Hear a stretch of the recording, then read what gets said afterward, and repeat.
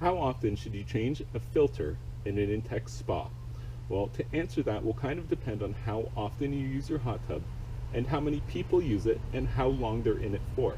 That being said, to give you some numbers to work with, if you only use your hot tub a couple of times a week and perhaps one or two people use it for perhaps an hour or two at most when they use it, what you would be looking at is about once every week to 2 weeks, you should change the filter located in both of the main drains of your Intex hot tub. By taking these out and cleaning them in a degreaser detergent solution and rinsing them thoroughly and returning them to the hot tub, what you'll notice is that you will have a minimal amount of foam in your hot tub. Typically speaking, if you have a lot of foam in your hot tub when you turn on the jets or bubbler system, what that means is you probably have filters that have become saturated with oil from sweats and makeup and things like that. And so you should change your filters more often if you find that you constantly have an issue with foam.